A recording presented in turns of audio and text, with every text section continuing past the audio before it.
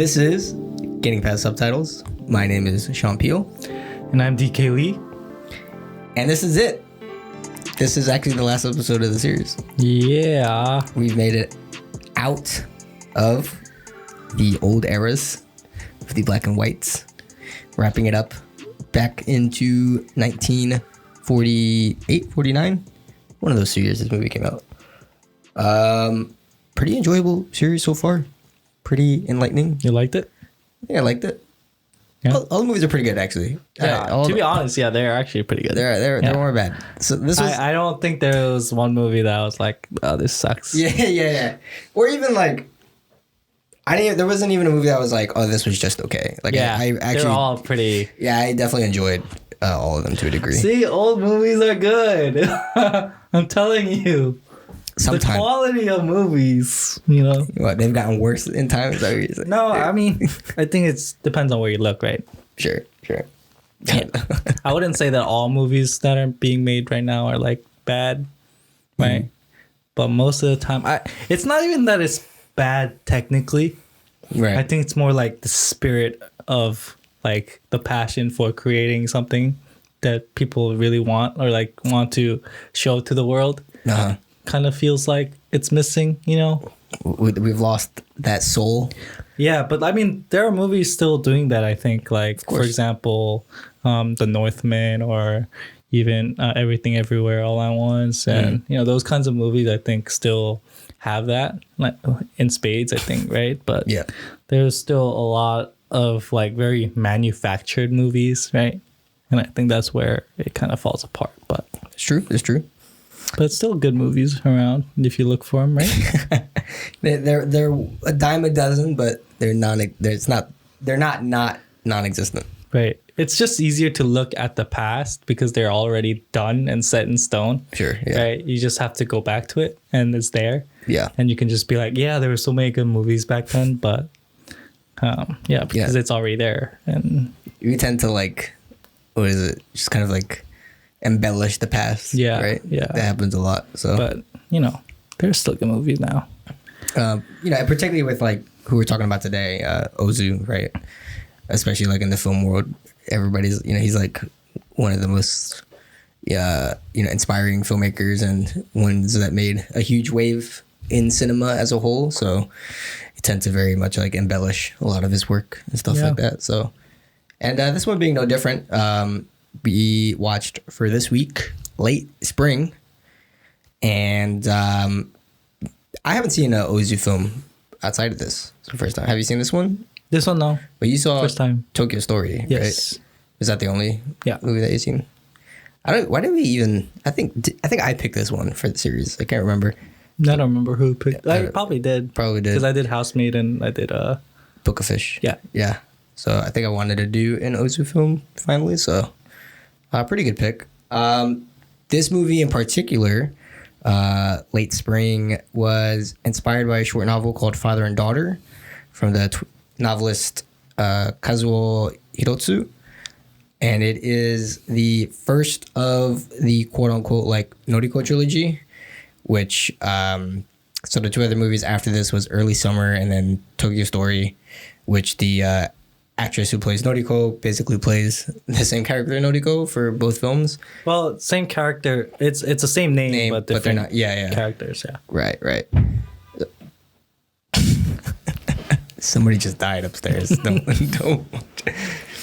But yeah, so the same name character, but different characters per each one.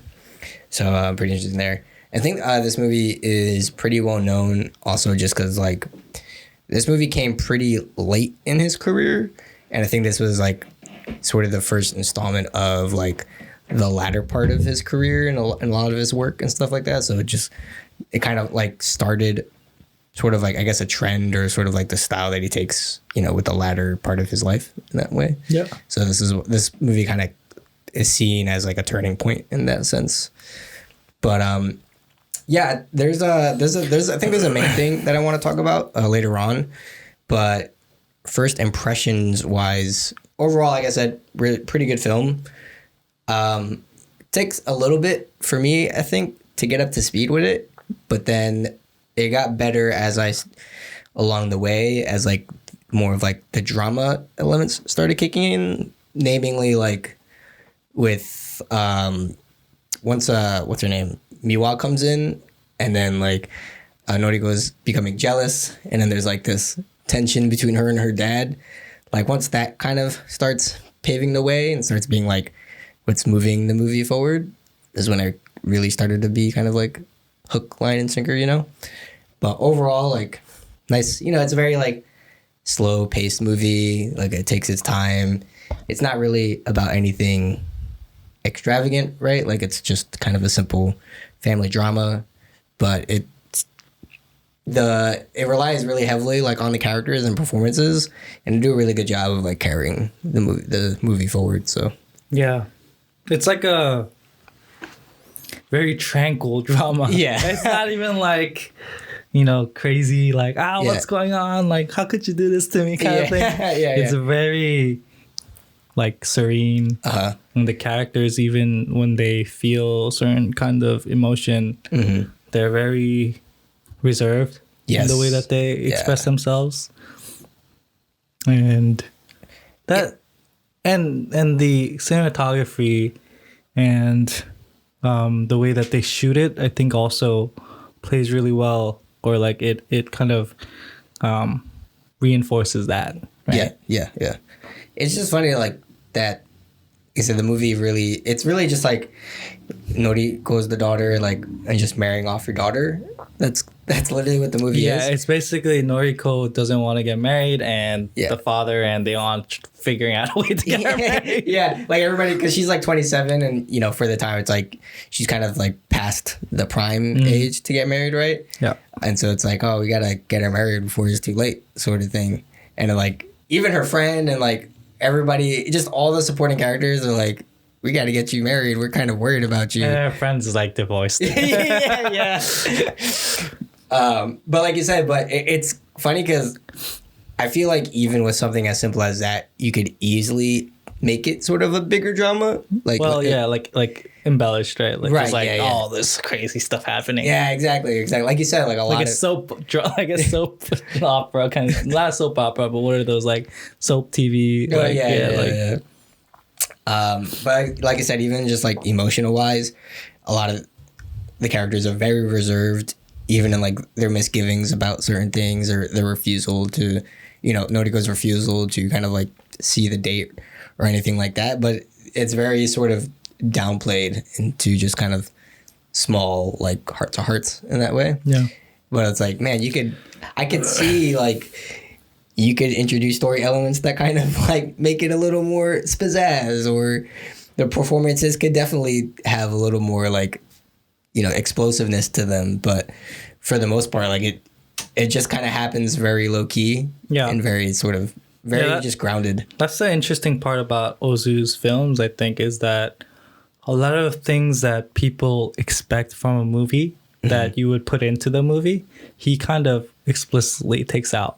Right. Yeah. You know what I mean? Like all the the things that we think of that might be very impactful, or like that might give the scene like life. Right. And be like, oh, this will make my movie more interesting. He kind of like gets rid of it. A lot of examples of that is like, even like in the beginning when he first meets, when Noriko meets the professor, her father's friend. Yep. Like she goes to the art exhibit with him, but we don't even go into the art exhibit. No, we just see the nameplate of the art exhibit, and then we see some people like going into the art exhibit, and then we just move to the restaurant right after. Yeah. And things like that is very like, huh? Right? It's like, you just like skipped that whole thing. Like you would think that the art exhibit, like that moment, would be something like interesting for the person to watch, right? Or like the part where Noriko is like talking with, I think, her friend about the Setsu. What's his name? Setsu. Oh, the guy Satake. Satake, yeah. And Satake and wait, not Satake. Hattori. Oh, yeah. She's talking about Hattori, and the father is talking with Noriko about it. Yeah. And Noriko is like, oh, he's engaged already, and like. And he was like, we didn't know anything about that. We're just like, she just like throws that out there, and it's kind of like a very, just like a very just. Out of the blue kind of thing that was never built up, because Hattori is kind of built up as the person that might be a match for Noriko. But then it's just like, oh yeah, he's already. Then it's deflated and just as fast. Yeah. It just gets deflated in such a like almost like such a quiet scene. That you're just kind of confused there. You're like, oh, okay. Well, it's funny is that like he doesn't. Like in the scenes, there's still build up to these occasions. Like even with the art exhibit thing, like she bumps into Onodora. It's like, oh, I haven't seen you for whatever. Like, yeah. And he's like, oh, do you want to accompany me today? And then like they build up to going to the art exhibit, but then we skip that part and then we go straight to the bar. And then he like with Hattori, like the whole thing about him being the love interest is like built up between like.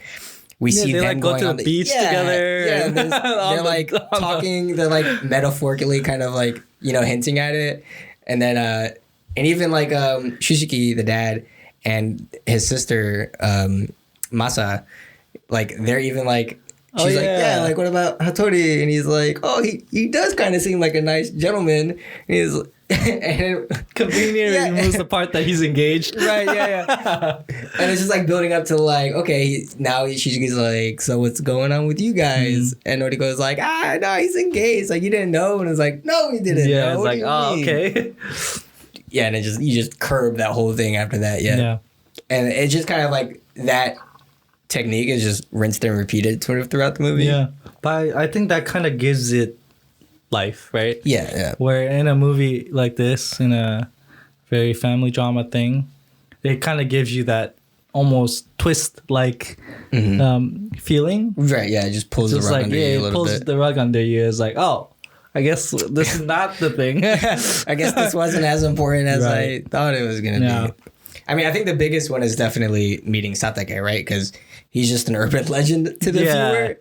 And apparently Noriko actually goes and meets him. Yeah. But we totally skip it. And then like the next scene is she's at her friend's house. And she's like, oh yeah, he seemed like a very nice guy. And they're like talking about him and stuff. And we're like, we don't have any context to any of this. Yeah, it's a very interesting thing, right? Since like as a filmmaker, you think about putting that scene in there, like it's her meeting with the person that she's supposed to get married to. That's like a pretty big deal. Exactly. And he's like, nah, we don't need this. It's not central at all. And I think it's a testament to what Ozu wanted to really portray, right? Like what his focus was on, right? In this movie, and you can get a glimpse of that through the things that he wanted to put in the movie rather than the things that he, didn't. Yeah. It definitely does a good job of just narrowing a focus and like you said, just really kind of doubling down on. Like it's really about the father and the daughter. 100%, yeah. There's no guy. You don't put him in there. He is the man that really figure. Adds something to the relationship between the father and daughter. Right, yeah. And it really just doubles down on like, even just for Noriko's like misgivings and really understanding her perspective on everything, and just like her almost obsession with wanting to be with her father. Oh my god, dude.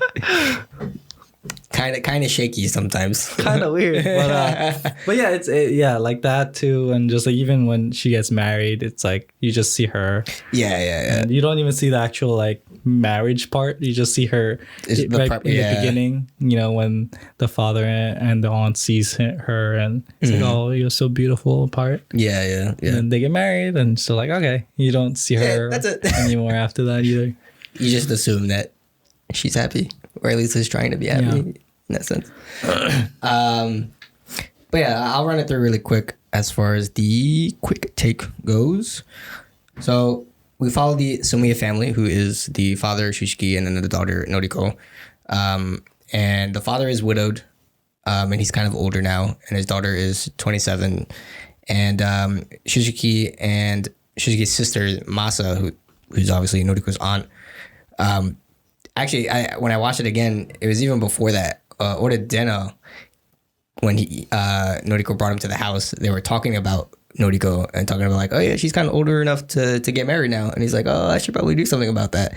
And then when he meets his aunt kind of has the same semblance, and pretty much they kind of convince Shujiki like, yeah, it's about time that we kind of find a prospect for him, for my daughter. And even Noriko's friend, Kitagawa, also has the same sort of, impression. Yeah. But Noriko, however, doesn't want to get married. And so at first, they kind of look to Shujiki's, like we said, his student, Hitori, as being like a prospect. But then it turns out that he is engaged to somebody. And Noriko kind of like laughs at the whole like past sort of thing. But then Masa comes to Noriko with a prospect, like this really perfect guy from Tokyo, and she like even fits the bill for like Noriko's preference, and like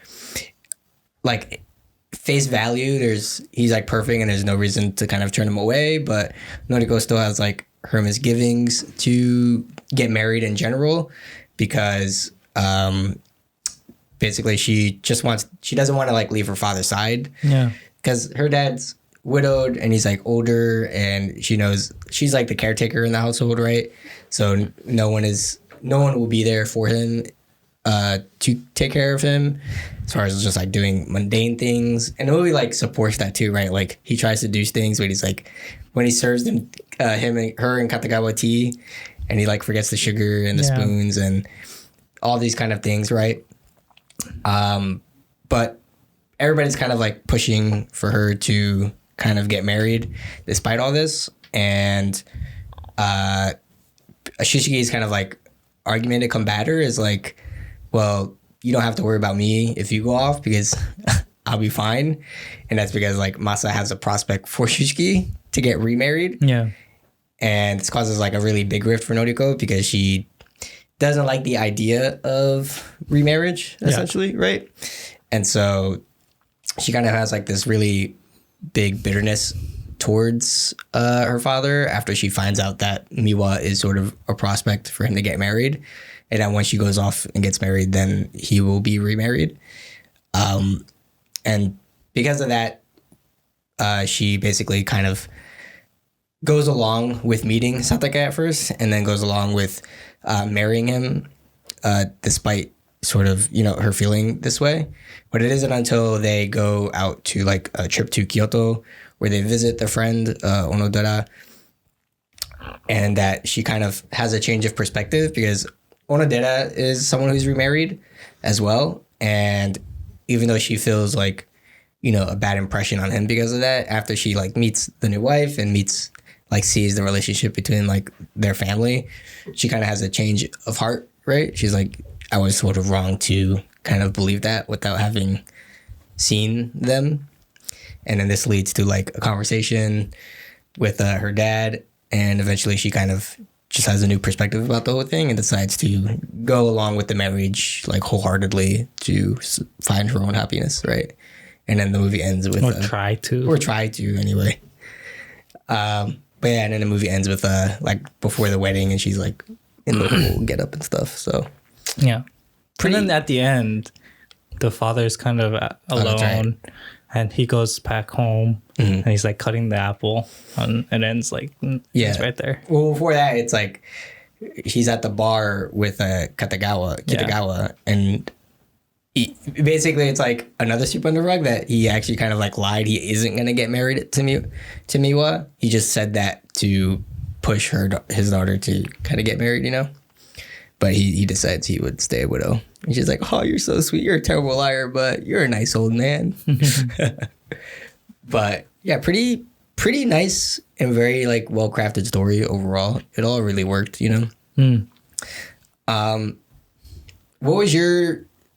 What did you think of like the ending? So like when they're in Kyoto and like her Noriko and her dad are like having that heart to heart sort of thing. Yeah. Just what did you think of like how it all ended? And she was like, I was wrong. Well, I think that she still has her own feelings and desires to stay with the father. She even says it, right? And, and I like the acting of it, because I think that although she says it with her mouth, she doesn't really believe it. That's like the impression I get from that, because she's like, oh yeah, I'm sorry for being selfish and all that, but I don't think she really believes that herself, you know? Right. I think that she still feels like, you know, she wants to be with the father, and that would really make her more happy than you know, going and getting remarried. Not remarried, getting married for the first time. But the father does say, like, you know, it might take you 2 years, 3 years, 5 years, 10 years, but you gotta try to like make it happen, you know, you have to make it work, put effort into finding your happiness, and I think that she is going to try to do that.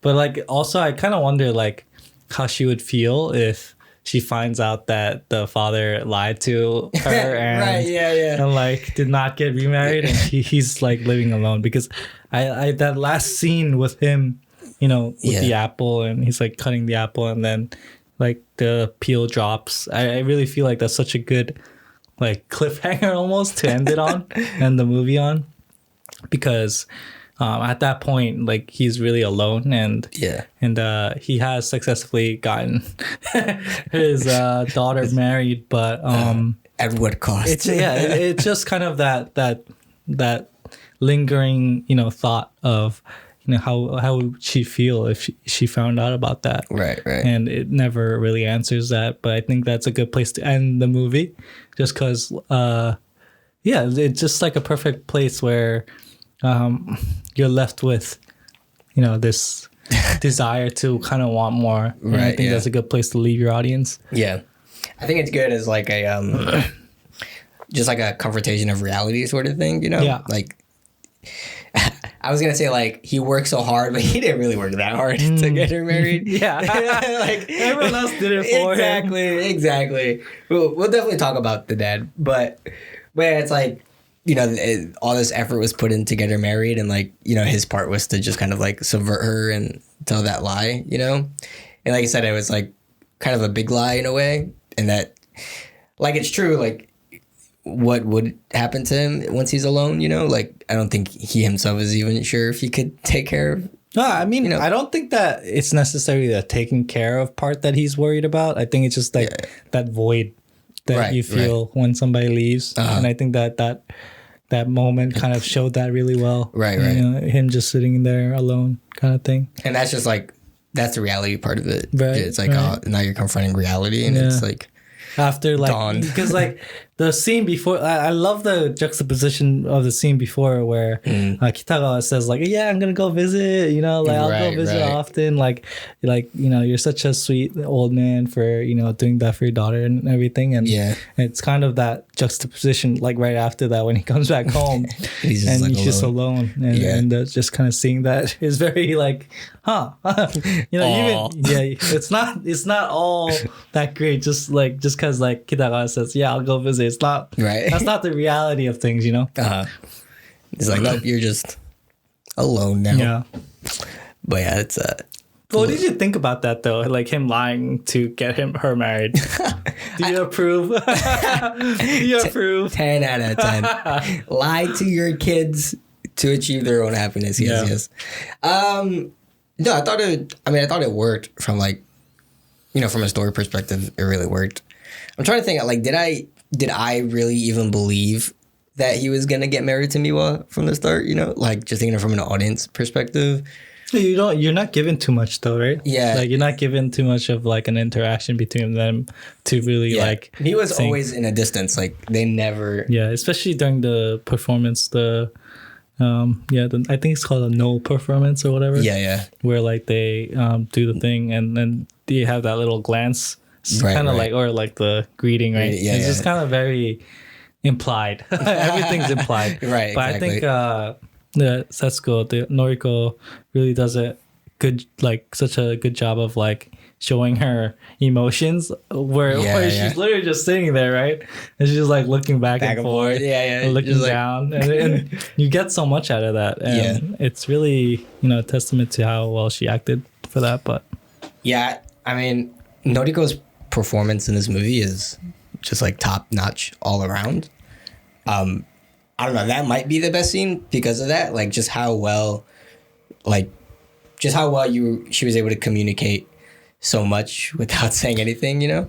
And it is like it's a pretty long scene in general, but you do just get so much out of her emotions and, you know, kind of what she's thinking and going through in that whole scene, right? There's so much of her character that it's like, it's weird for me because like, she almost doesn't feel human in one sense, in one regard. Yeah, okay, I kind of understand. She's always smiling. Yes, like in everything she's smiling, and that her smile has a very weird, like almost unnatural feel to it. Right. Yeah. Because she smiles so much. Like even when she's like speaking, she's like has such a smile on. Yep. For like almost everything that you kind of feel like, is she really feeling this way? Exactly, or like, is she not? Like, it's like a facade. Like, is it just like a front?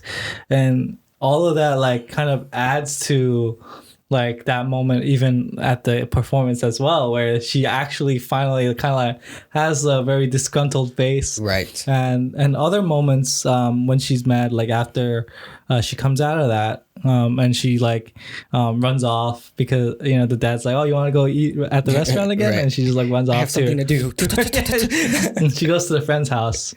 Right. And like the friend is like, no, you gotta get married. This is why you need a husband. She's like, what kind of friend are you? She's like, this is like exactly the opposite of what I wanted to hear. Yeah. And you know, at that moment she also kind of has a very big frown. Yeah. But just like the way that like her character is from the beginning, like even when she's like jokingly like, the father is like, yeah, bring me tea. And she's like always like smiling and she's very like happy to do it and stuff. Right. And all of that kind of, it feels genuine, but also like, it feels like she's like stuck in this like almost Joker smile mode in one sense, right? Yeah. Is it just me? Or? No.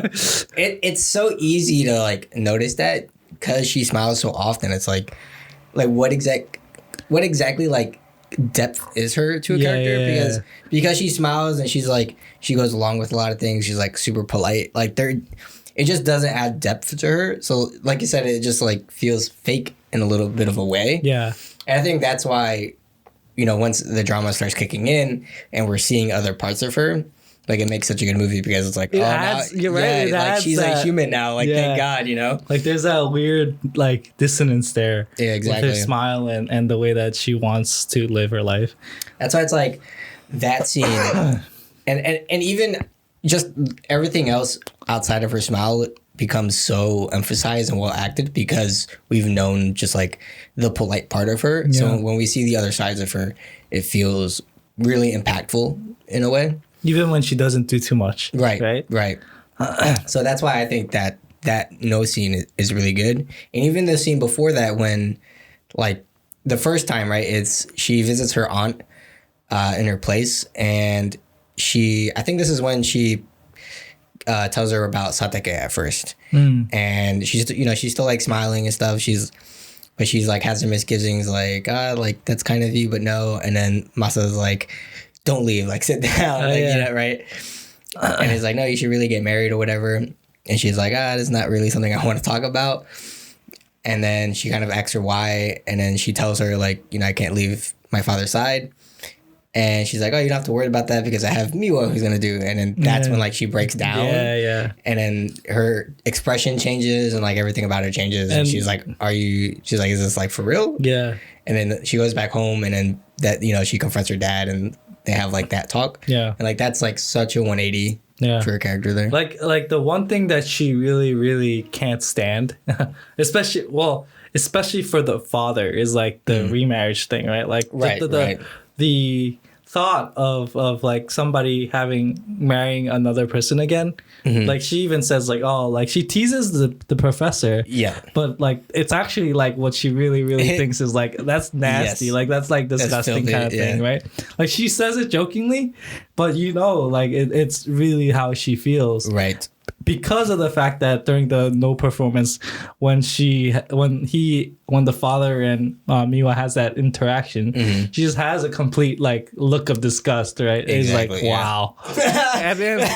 and that's how you know that like the joking part is like partially a joke, but mostly yeah. she's like, no, that's not cool. You're a dirty old man. And the only fact that she's okay with it is because it's not her own father. Right. It's Yeah. like, yeah. Exactly. It's another person.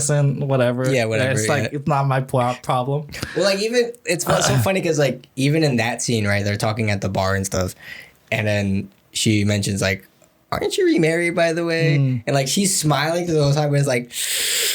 Yeah, but there's like an eerie, like that smile though. Like there's an eerie smile, like behind that. It kind of feels like she's like judging him pretty hard. Exactly. Right? Yeah. Well, it's funny because like watching it again, I was like kind of hitting him pretty hard here. Yeah. Because like the way that she says it too is like very like nah, that's not cool. But like she's smiling the whole time. Like, exactly. Like, yeah.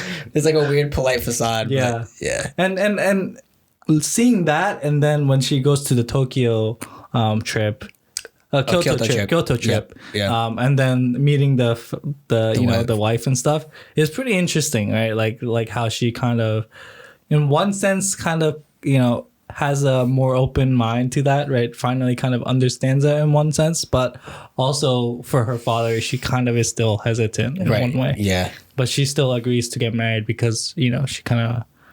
Feels pressured, I guess. Right. Mostly pressured. Yeah. Well, it's like there's, I guess, helpless, like, to like out of her hands at that point. Yeah. Yeah. So, but it is like a cool, like change of character there where she kind of has a lesser stance on her remarriage thing. Right. Yeah. That's why I kind of asked, because like in that scene where they're in their room together. And she kind of like confesses like, oh, I was sort of wrong to assume what I felt. And obviously the nasty comments that I gave to Onodera in the beginning. But it does feel like I don't know if it was like an acting thing or just even just intentional, but like it feels kind of genuine in what she's... It does feel genuine. Yeah. But it also feels like she has a struggle there, right? Exactly. Like what this means, right? Which is like a very subtle thing. Like it's not easy to like do that, right? Like to like be able to show that, exactly. So props to her. Like I wonder how much of that was like direction, and how much of that is just like her, like the actor, like figuring things out and just kind of understanding. Yeah, and that's crazy, right? That's like a golden goose right there to be able to bring that out. Yeah. What did you think of the dad, though? Because the dad is very monotone in the movie. He's similar in the sense that he's all smiles, but he's just a very, like... He's just an old man. yeah. He's just being, like... It feels partly that he's just being carried along by other people in the movie, right? Like, it's really not until that scene and, like, near the end that he... like is starting to contribute himself, but that's kind of part of his character as well, though, right? Like the fact that like he needs to be helped by the daughter and exactly, he can't really do anything himself. And the aunt is like giving him advice, and even at the end when Kiraga is like, "Yeah, I'll go visit you often," like it's all that kind of like. It's funny because in a lot of especially Western culture, I think, I mean even in Eastern culture too, like it's a lot of times the man who's supposed to like do everything and be the household like breadwinner and make sure everything's like under control. Right. But here it really feels like a lot of the women in are like they're the ones that are leading management of the household, and like they figure everything out and they make sure everything's running right. And the men are kind of like helpless, like like just like they're almost like children in one sense. They're in need of these help. So it's kind of an interesting thing to see there. It's like because because like the men are the ones also like the decision makers, right? So like they kind of have the final say to things, but it does feel like throughout the movie it's the women who are almost like behind the scenes sort of thing, like they're constantly convincing him to like go along with it. They're making sure that things work. Things get to the point where he can say the decision. It's like I can't make Noriko say yes, but her dad, like if it comes from the dad, like she'll definitely go along with it. So I just need to manipulate a little bit over here to make sure it works over here. And like the aunt seems more happy that she is getting married. Like when she finally accepts to get married, and the aunt is like, finally you're gay. Like I'm like all this like burden is off my shoulder now, like that kind of thing. Like that freaking like the scene when because she goes to right after she meets Satake. And then she goes to Katagawa, and then they talk. And then after that, she comes back home, and Masa and Shishiki are already home. And they're like, she needs to, like, I guess, give the family an answer if they're going to get married, like, pretty soon. Or they're eager anyway. And she's like, she's going to say yes? Like, do you think she's going to say yes? She should say yes, right? And the dad's like, yeah, I think it'll be fine. It'll be cool. And then she comes home, and, like, Masa's just, like, storms. I like the fact that does like take it easy, okay? Yeah. And then she goes in and she's like, so you getting married? Yeah. You gonna say yes? Yeah. And then she reluctantly says yes, and she just is off to the races. Yeah, she's done. Yeah. She got her answer. She's like, we're good. We're in there. Yeah. Woo. But yeah, that whole thing is interesting dynamic. So there's a lot of like nuance in characters, I think.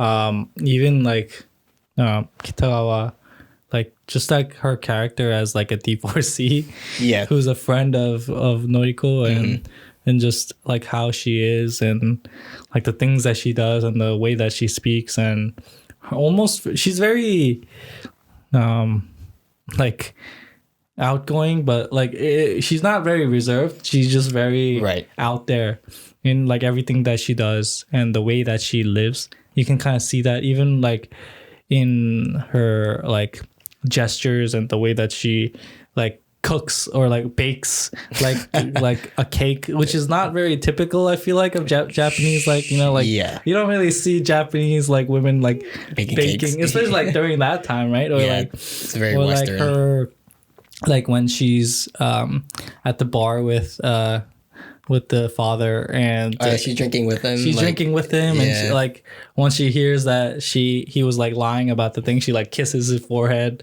like very like, you know, unconventional character, like female character back then. I feel like not very conservative. She's very like, you know, out there in that respect, and it's a very like interesting contrast between Noriko, who's very conservative in the way that she thinks, right? Like the way that she's like, oh, remarriage is like, no, you cannot do that. And the way that she like, you know, dotes on the father, and the way that she serves the father, and all that is very, you know, contrasted by her, by Kitagawa. And I think that was a very interesting choice to have that and bring a little bit of that tension, because they're friends, but they're also very different. I think that's a very cool way of like showing that, and having her as a foil, and also just even like the advice that she gives Noriko is very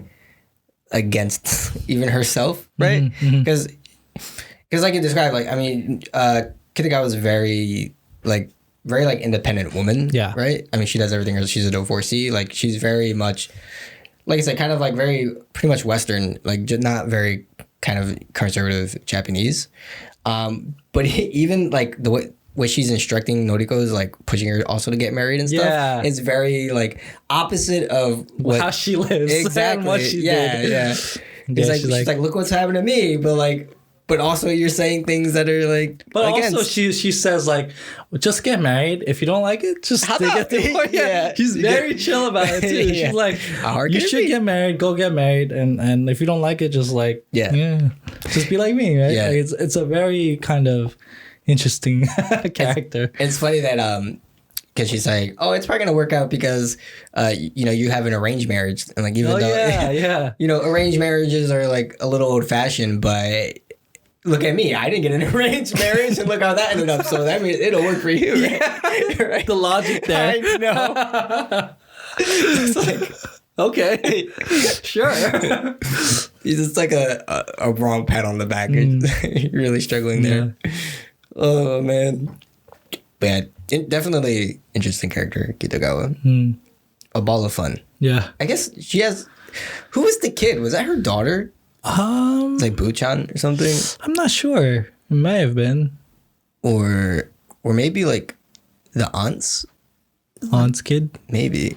Well, because he was in the room in the aunt's place, because that's when Miwa came by and she was like, "Come downstairs." So probably. I don't. He was just a mystery. I wasn't sure what his place in the family was. But anything else? One of the comparing this movie to Spring in a Small Town, because they came out around the same time, right? By the way, I watched this on HBO Max. Great digital restoration. Like, I think I watched it on Tubi. I think. Oh, Tubi, yeah. So I was available on there with all the ads. Yeah, I hated that. You have Prime? I don't.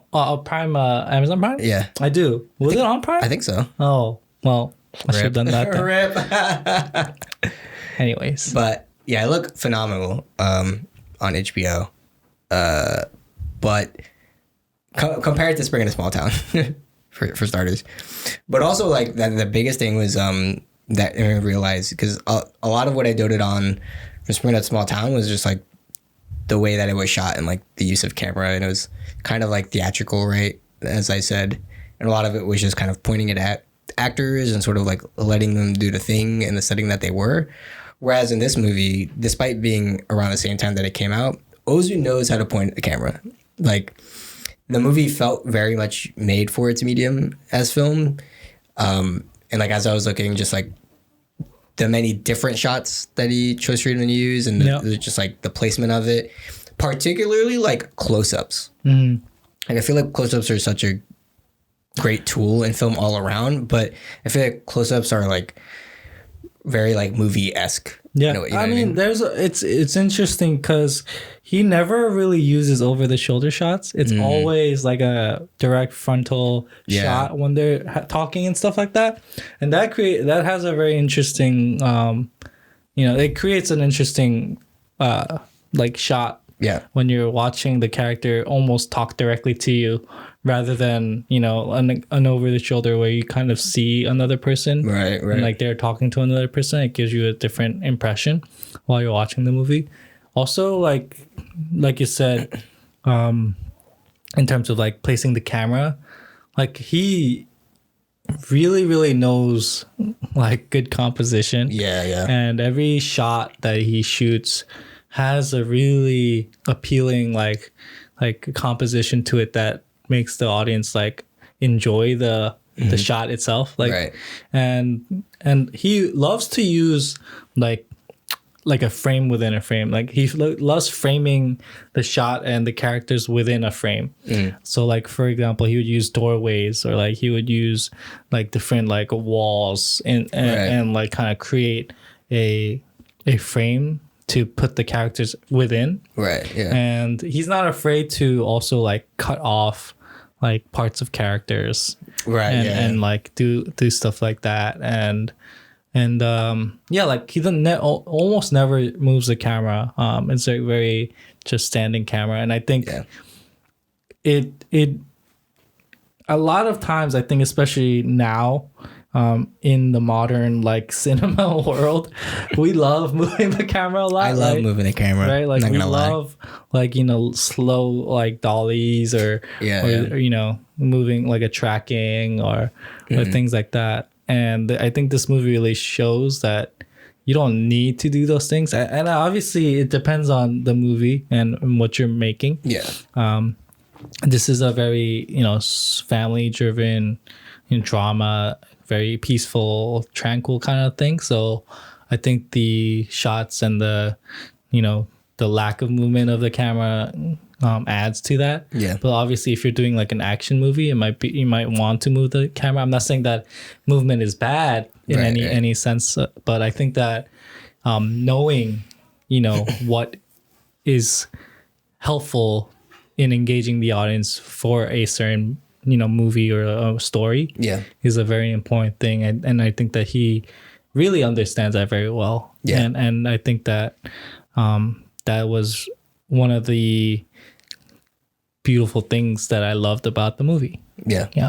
So, well, when you shot as many everyday dramas as I have, and like the other thing is like this movie kind of makes me feel like anyone can I feel like anyone can make a movie like this. Yeah, sure. You know what I mean? Like it's not hard in terms of like technicality.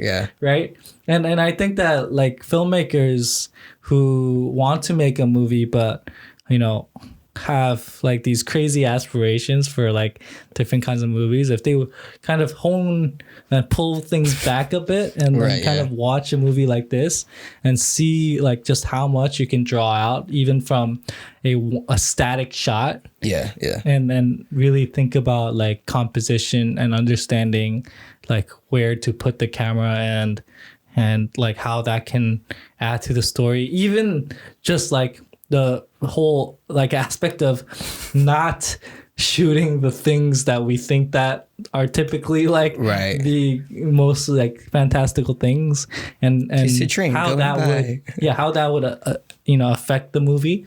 Like thinking about things like that really, like this movie shows and exemplifies that you can make a good movie and not have like 1,000 jump cuts or like like this crazy tracking shot at a one or whatever. Like you don't need that to make a good movie, and I think that this is a really good movie for beginners to watch and to absorb some of the technical things that are simple but effective. I mean, even down to like what we just talked about, where it's like then the narrative strategy that he uses, or like the philosophy, right, of skipping out on all of these important sort of scenes that you would think are important, but in reality, it's like it kind of works without him. Namely the marriage, right, meeting Satake, the art exhibit, like all these sort of what might seem like essential scenes are cut out, and then we are just going back and watching them eating at a restaurant, like just these mundane actions, right? Like they're not calling for, big set pieces or like these big sort of elements. We're just kind of going back to sort of a character and a character. And I just want to emphasize, like, we're not saying that just because he did this, it's good. You know what I mean? It's not the fact that he did this this way that it's good, or like that if you do show a wedding, it's bad. That's not what we're saying. I think what we're trying to get at is like understanding the story and understanding the focus and creating and making something that is creative that adds to that, right? And that builds upon that. And I think that he's able to do that in this movie. Whereas I think sometimes people put in things just to make it look cool, right? Which in and of itself isn't a bad thing, but is it really serving the story is a question, right? Yeah, exactly. And you get the most effect out of being focused at the end of the day, And so it's like being able to discern between what is needed and what is not, and like what is just like the core kernel of like what your story is, and starting everything around that is going to take you pretty far. Yeah. Even if you cut out that big explosion, it'll work in the long run, right? Yeah. I would think like meeting what's his name? Satake would be like the biggest 100% point of the movie, right? Yeah. Or like the turning point for at least the daughter. At least for, because even like even in the way that conversation with her and Kitagawa went, like she seemed pretty impressed or like pleased to meet Satake. Like I felt like a genuine response from her. Like he was kind of attractive, this guy from Tokyo, like he checked all the boxes, right? So it kind of like was swinging in a positive direction, never having met him or seen them interact directly, right? So it felt like post the fact, but it still seemed pretty impactful, So having to have missed the action of all that is like, damn. Yeah. But in one sense, you could also argue like it allows us to imagine how that thing went. Right. Yeah. Right. and also like it also, by not putting that in, we focus more on how she feels about that rather than the whole interaction. We make inferences about who he is and stuff like that. We're no better than all the friends and family surrounding her at that point. At that point, yeah, we're like, Noriko, just marry him. He's such a good dude. It's perfect. What are you doing? Yeah. But since we are, not given that, we're forced to be in her shoes and kind of stay there and be like, oh, okay, I guess she kind of liked it. I guess it went okay, but still doesn't want to get married. That's fine. Yeah. But to like think to do that, I think is like pretty hard. That's where the creativity is coming from, I think, for Ozu. Like really like the fact that I don't think I would have done that. You know what I mean? Right. I don't think I would have been like, yeah, let's just cut that out and then just like do this. Yeah. And have it serve the story it's like want. Fundamentally, right? If you're thinking about what the movie is about, you're literally just deleting what the movie is about. Like, this is about a daughter being married off, trying to get her to get married to somebody, and we take out the person that she's getting married to. Yeah, you never see him. Then what are we watching? It's like, here's a movie about marriage, but we never see the marriage. Yeah. It's like, what's going on? So like you kind of realize it's not really about the marriage, right? It's really kind of about the father and the daughter and that relationship. Yeah, and like, which is it's such a it works so well. You know what I mean? It's like I would not have thought about that, but wow, good job. Wow, that's cool. Like that's really effective. Mm-hmm. It's a really good good take on just like a family drama, right? Mm-hmm. And like, how many different ways can you kind of tell a family drama? Like, I mean, families, I think we talked about this too in our family series. I mean, I think there is a lot of stories that come out of a family drama. Like, families are never black and white. Like, every family has their goods and bads, ups and downs. No pun intended.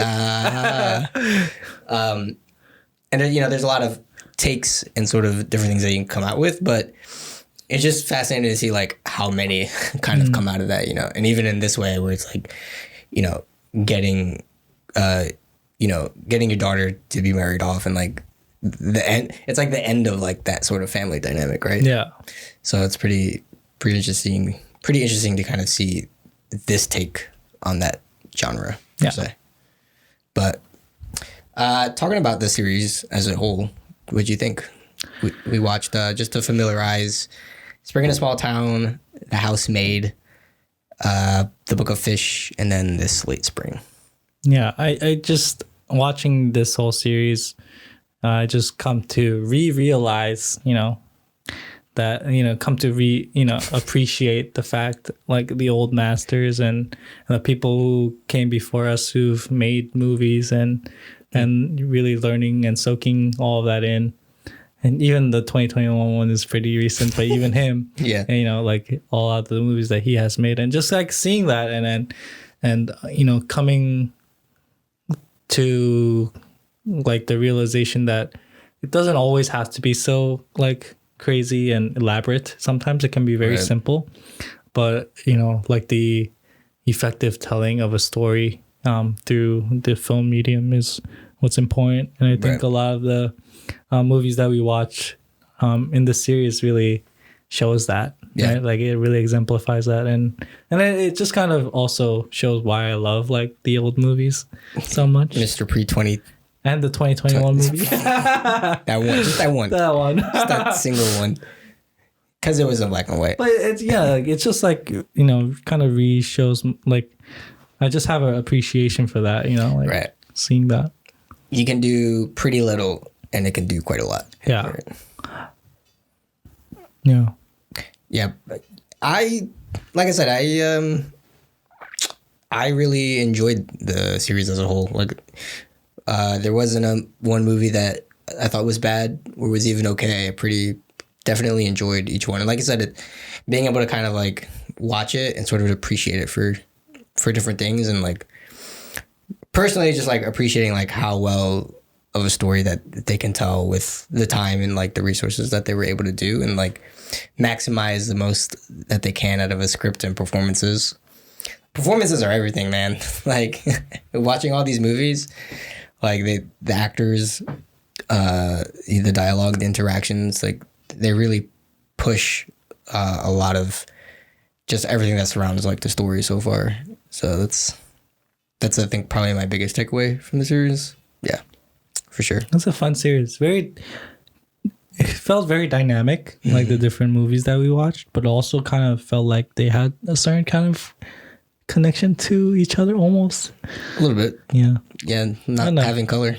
Well, obviously. But I don't know. There's something, I don't know, it felt like it was like, for spring in a small town, and even this one kind of felt like it kind of had certain I don't know, like just like that feeling of like the characters kind of feeling trapped in their world, and and like trying to figure out a way to that's actually pretty well for the housemaid was a little bit, but just kind the fact that the family drama kind of aspect of it. Even Book of Fish, like the fact that he wanted to explore and get out of the that was definitely a big theme. That kind of theme kind of felt almost through line unexpectedly through line in this series. But yeah, it was really cool. I really enjoyed this series. We should do something like this again soon. I would definitely like to watch more of Ozu's films in the future. You could do like a retrospective on him too. New Year's coming up. Somehow every January. That's what we do here. So what are we watching for our next series? The next series is a little more lighthearted. Let's take away from the heavy drama. Actually, it wasn't really all that heavy. It wasn't. I mean, the housemaid was like maybe the most intense. But it was fun though. It was like a fun intense. It wasn't like Jury. But this new series is about buddy cops. It's a pretty fun. Everybody enjoys subgenre. I think you gotta enjoy a good buddy cop movie. Right. I think and Asia has them. Korea. Like definitely has them in spades. Gangster movies. Almost half of their movies like buddy cop. If it's about cops and gangsters, like they got it all, dude. But the lineup will go Midnight Runners, directed by Jason Kim, came out in 2017. So personal favorite. Veteran by Roo Sung-won, came out in 2015. Mr. and Mrs. Cops by Jung Da-won. You can see a trend here, right? Like this, I know, right? Korean list. These are all Korean. Oh, shoot. This one came out in 2019, and then Tiger on Beat by Lau Kar-leung. Which is not Korean. 1988. So, delete Tiger on Beat. We'll just go with something. One more. We'll pick one more. One more Korean. No, this is going to be a fun series. This will be a fun one to watch. Yeah. I have seen Midnight Runners a lot. It's actually been a little bit of time. It's been long enough. I think I can enjoy it again. But have you ever seen? I don't think I have actually. Really? Yeah. Oh, you're for a treat. But it might be like the other one where like I thought I didn't see it and I actually did. Oh yeah, okay. Well, I'm pretty sure I didn't watch it though. Gotcha. It was a good one. Yeah. Which ones have you seen? You seen Mr. and Mrs. Cops? I didn't. No, you didn't? I watched Veteran though. Oh, Veteran was one. So, okay. I haven't seen... Midnight is the only one I've seen. I didn't see any of the other ones. So we have 1-1. 1-1. Yeah. 2 mysteries. So we'll be along with the ride with you guys if you haven't seen them already. So, but kick it off next week, Midnight Runners. It will be a fun one. Other than that, quick shout out to our Patreon page. If you want to check out the new series a week before, then come and subscribe along with other goodies. Other than that, we will see you next week. Peace. Peace.